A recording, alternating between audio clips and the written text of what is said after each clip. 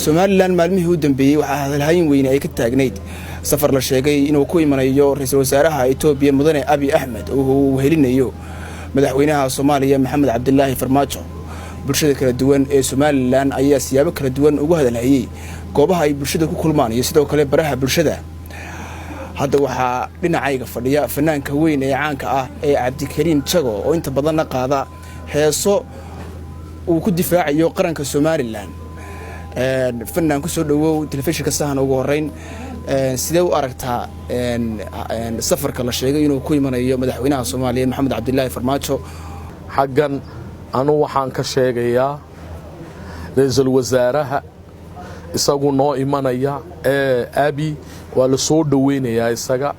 سعود كيسا إنه نوع ما دو في عنتها وصور دويننا لكن نكا فرماجو للي هي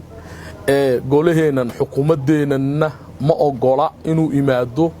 arintiisana waan ku bogaadinayaa inay xukuumaddu ogolaan weeday aad baan ugu hambalyeeynaya noomana imanayo dadkuna inay u haysan inuu imanayo sagu noomana imanayo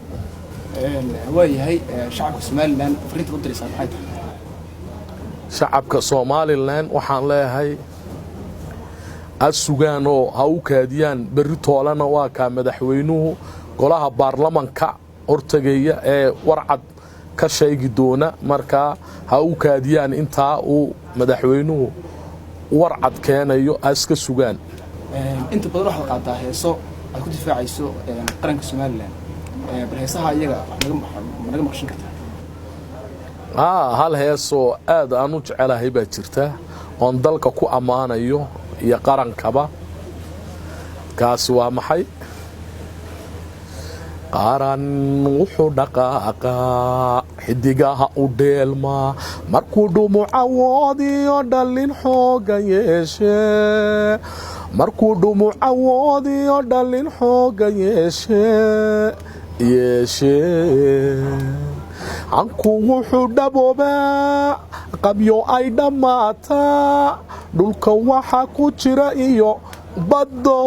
loo dhaxgala hawl ayay guuli dhalataa da'yarti dhulkayga tabcaadoo dhaqaalaha wax soo saar ku dhiiro tabcaadoo dhaqaalaha wax soo saar ku dhiiro u dhaqaaqa دقاقا بيرها ودقاقا دقاقا بيرها ودقاقا دقاقا بيرها ودقاقا دقاقا بيرها ما سنتهي ugu dambeyn fariinta aad u dirayso madaxweyne Farmaajo maxay tahay fariinta u dambaysa aan u dirayo madaxweyne Farmaajo waxaan ku leeyahay madaxweyne Farmaajo dalkaaga iska joog waxba xagan ku soo luguyn xagan waxba mana iman kartid